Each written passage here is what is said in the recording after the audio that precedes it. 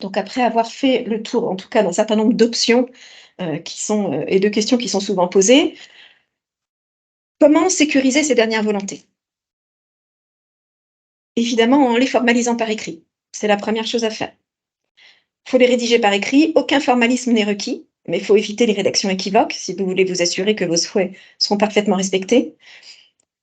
Contrairement aux directives anticipées qui ne concernent que l'aspect médical, avec pour objet d'aider vos proches et le corps médical dans la prise de décision si votre état de santé ne vous permet plus de vous exprimer, les dernières volontés, elles concernent également l'organisation de vos obsèques. La liste des dernières volontés, elle va donc varier selon vos souhaits. Elle peut aller du simple choix entre la crémation et l'inhumation, mais elle peut aller jusqu'au choix de la musique diffusée lors de vos funérailles, des fleurs, du lieu de sépulture, de votre tenue vestimentaire. Enfin, tout est possible, tant que c'est évidemment dans les limites de la loi et de la morale. Tout peut être mentionné dans vos dernières volontés. Donc, les formaliser par écrit et évidemment les remettre à un tiers de confiance. Mais vous pouvez également souscrire un contrat obsèques. Le contrat d'assurance obsèques, c'est un contrat de prévoyance dont l'objectif principal, c'est d'assurer le financement des obsèques de l'assuré. Mais vous avez deux types de contrats obsèques. Vous avez ce qu'on appelle le contrat obsèques en capital, qui ne va avoir pour objet que, à votre décès ou au décès du souscripteur, de recevoir de l'assureur, enfin les bénéficiaires vont recevoir de l'assureur un capital qui va être destiné à financer les obsèques de l'assuré, ce qu'on appelle le contrat obsèques en capital. Vous avez aussi ce qu'on appelle un contrat obsèques en capital et en prestation, où dans ce cas-là, votre contrat peut être assorti d'un certain nombre de prestations funéraires. Et si une fois toutes les prestations souhaitées payées, il reste du capital, il sera versé aux bénéficiaires que vous aurez désignés et traité comme une assurance décès. Donc le contrat obsèques peut être une solution pour sécuriser vos dernières volontés. Et enfin, vous avez la possibilité de confier à un notaire le soin d'enregistrer vos dernières volontés sur le fichier central de disposition des dernières volontés. Ça va permettre d'authentifier vos dernières volontés. Vous pouvez d'ailleurs faire signer des témoins. Ça va pouvoir effectivement, vous allez pouvoir mettre de côté des fonds qui seront certifiés par le notaire pour l'organisation de vos obsèques.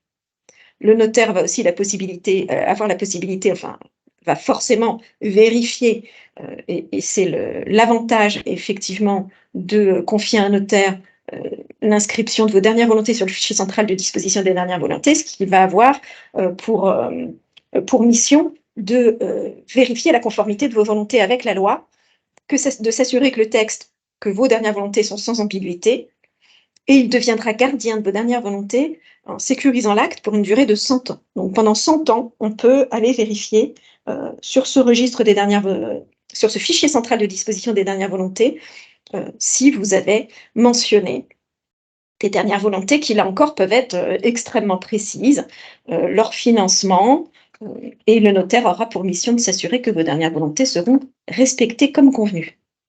La loi est naturellement la première contrainte susceptible d'empêcher vos dernières volontés d'être réalisées. Je suis encore en retard dans mes slides. Les dispositions prises ne doivent pas déroger à l'ordre public et aux bonnes mœurs. Mais sauf disposition illégale ou impossibilité matérielle, plus vous développerez vos dernières volontés et plus les obsèques seront susceptibles de se dérouler selon vos souhaits et surtout vos proches libérés d'éventuels conflits. Alors c'est l'exécuteur testamentaire, s'il a été désigné, ou les ayants droit qui devront mettre en œuvre vos dernières volontés. Et je termine en précisant que donner à des funérailles un caractère contraire à la volonté du défunt est un délit pénal. C'est un délit puni de 7 500 € d'amende et de 6 mois d'emprisonnement. Voilà. Donc j'espère avoir répondu à vos interrogations. Et puis si ce n'est pas le cas, je suis à l'écoute de vos questions qui nécessiteront peut-être une réponse différée pour me permettre de procéder à un certain nombre de recherches. Anne, tu as une question? Oui. Bonjour, merci pour l'exposé. C'est par rapport si on souhaite enterrer des cendres sur un terrain privé Je suppose que l'urne doit être biodégradable. Et puis ma deuxième question, c'est, est-ce qu'il faudra prévenir éventuellement les futurs propriétaires qu'on a enterrés à tel endroit? Enfin, Bah, a priori, oui, puisque comme, vous devriez pouvoir bénéficier, de la même manière d'un droit d'un droit de passage, perpétuel, logiquement. Je vois pas pourquoi ce serait différent de mais là, quelque chose l'urne, de quelque chose de excusez-moi, parce voyant, que si même l'urne si c'est est une urne. biodégradable, Après vous c'est pouvez pas pareil. ben, si elle est biodégradable, alors je pense pas qu'il y Finalement, ait derrière, d'obligation, il y a pas d'obligation d'enterrer une urne biodégradable. Si vous enterrez sur votre terrain privé, je pense pas qu'elles doivent être nécessairement biodégradables. Je me demande même si au contraire, il sera autorisé qu'elles soient biodégradables. Si, parce que des cendres, si, parce que des cendres, vous risquez pas, c'est pas comme une inhumation, vous risquez pas de contaminer des sols, donc oui, a priori, mais je pense pas qu'il y ait d'obligation qu'elles soient biodégradables. Je ne pense même pas qu'il y ait nécessité forcément d'enterrer vos cendres dans une urne. ah, À vérifier, mais si c'est sur votre terrain privé, des cendres, je ne suis pas certaine qu'il soit nécessaire de les enterrer dans une urne. ça peut être en pleine terre, quoi, à la limite. Ça peut être en pleine terre. Oui, d'accord. Je peux vérifier, hein, je peux vérifier et vous faire un mail là-dessus. Mais en réfléchissant sur les raisons pour lesquelles on interdit, parce que l'interdiction de l'inhumation d'un corps en pleine terre, c'est effectivement des risques de contamination en cas de décès pour cause de maladie, et puis de contaminer notamment les nappes phréatiques, etc. À partir du moment où il s'agit de cendres, ce type de risque est écarté.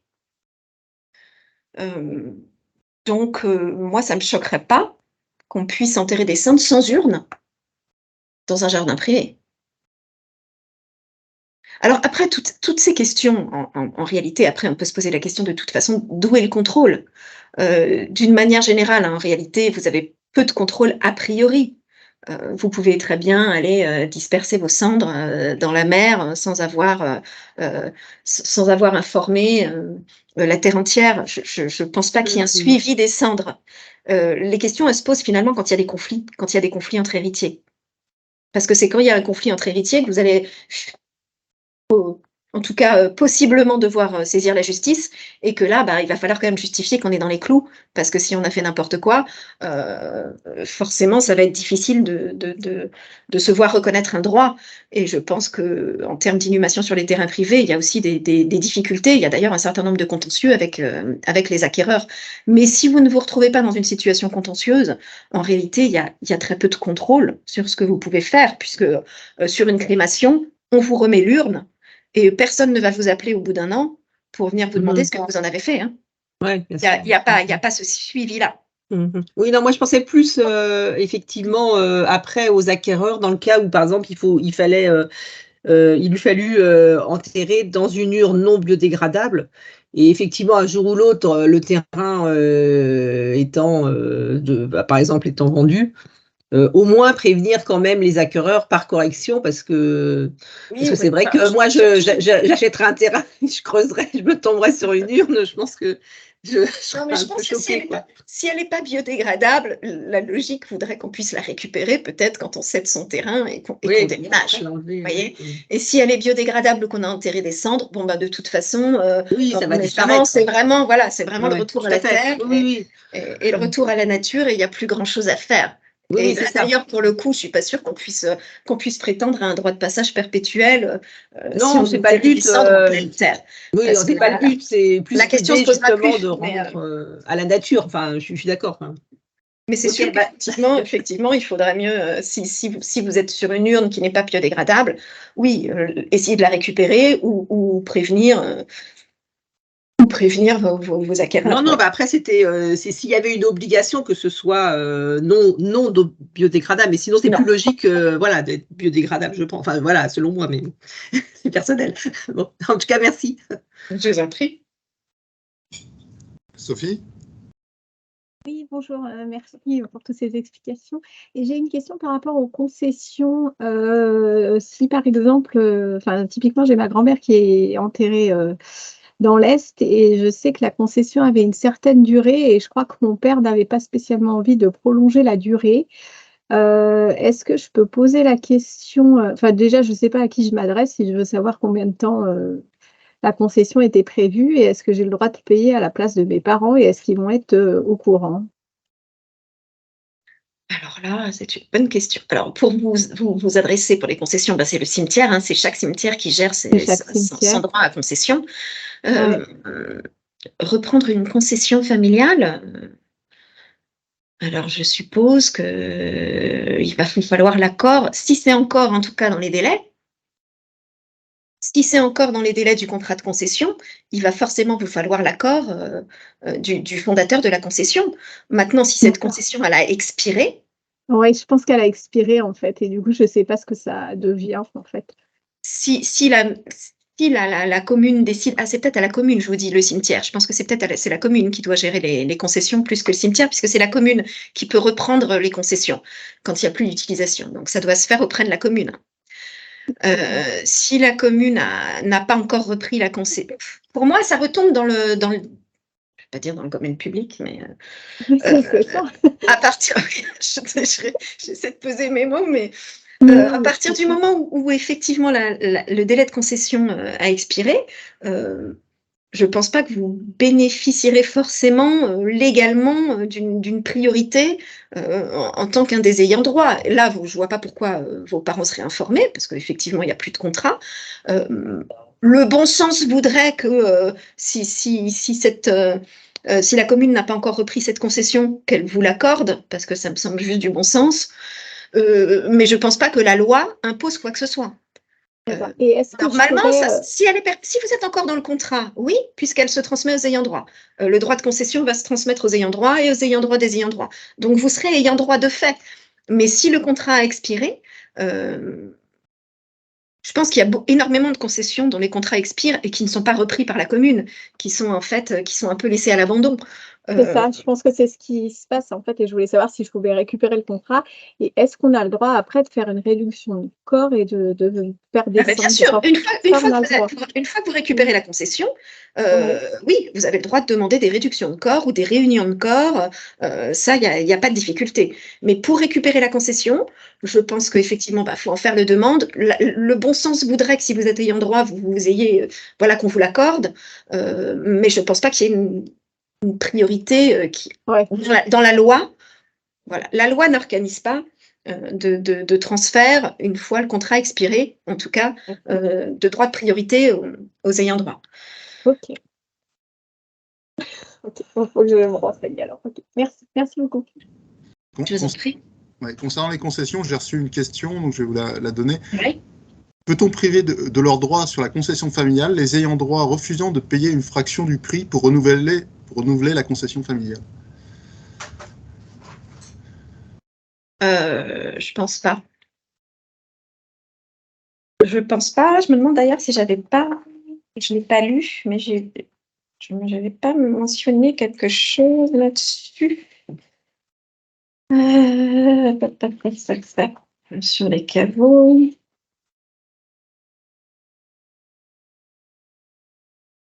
Alors,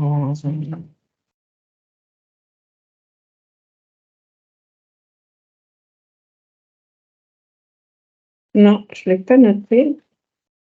Je crois avoir vu quelque chose là-dessus.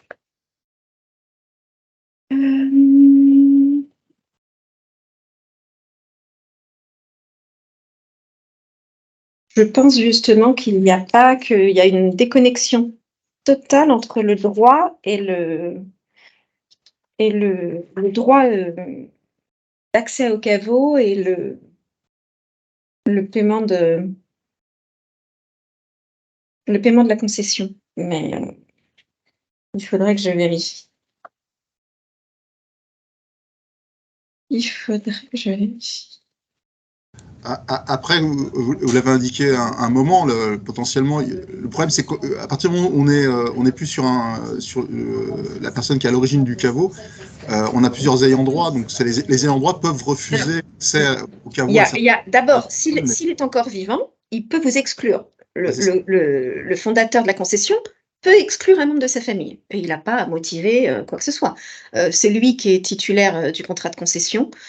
Si c'est le premier titulaire du contrat de concession, c'est lui qui a souscrit le contrat de concession, et il peut décider d'exclure de son vivant des membres de sa famille. Donc là, effectivement, mais logiquement, dans ce cas-là, c'est lui qui paye. Je suppose que le fondateur n'est plus en vie, si c'est des ayants droit qui n'ont pas payé.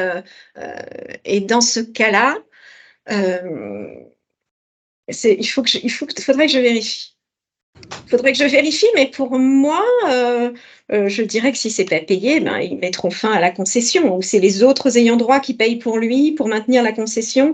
Ils doivent pouvoir, s'ils se mettent tous d'accord, parce qu'à ce moment-là, vous avez simplement des ayants droit qui sont devenus, qui sont plus nombreux. Au lieu d'être juste le fondateur, vous allez avoir 3, 4, 5, 6 ayants droit. S'ils se mettent d'accord pour en exclure un, je réfléchis simplement en termes de droit des contrats, ça ne me choquerait pas. Je ne pense pas que le simple fait de ne pas régler vous exclut du droit à concession.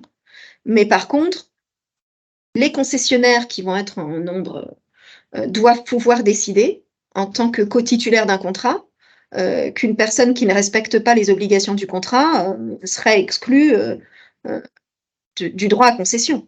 Ça, par contre, ça ne me choquerait pas. En termes de droit des contrats, vous êtes quand même sur, voilà, vous souscrivez un contrat, là, pour le coup, vous en bénéficiez sans forcément l'avoir, vous en héritez de ce droit à concession, sans avoir souscrit le contrat initialement, mais il implique des contreparties financières. Si vous ne respectez pas les contreparties financières, je pense que vos co-ayants droit peuvent vous exclure effectivement du droit à concession. Ça ne me choquerait pas, mais il doit falloir forcément une décision majoritaire des ayants droit. Parce que eux doivent forcément payer ce que vous ne payez pas. Dans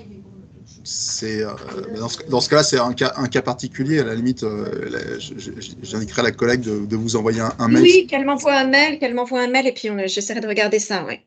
Okay. Anne ? Oui, une autre question pour une personne qui n'a ni ascendant ni descendant. Et qui a une concession. Parce qu'en fait, je sais pas ce qu'on appelle concession familiale, mais à partir du moment où on a prévu on a une tombe avec 3 places, par exemple, c'est quand même une concession familiale.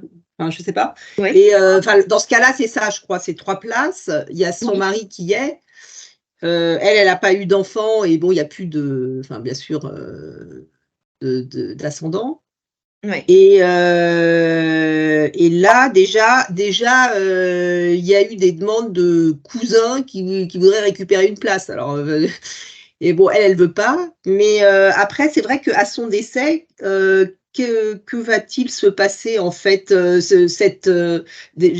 sachant qu'elle veut même plus se faire enterrer là, elle veut se faire enterrer ailleurs avec ses parents. Et donc après cette tombe où il y a 3 places et où là pour l'instant il n'y a qu'une seule personne, qu'est-ce qu'elle va devenir en fait ? Si les personnes qui veulent se faire enterrer sont effectivement des cousins, a priori ils ne seront pas considérés comme étant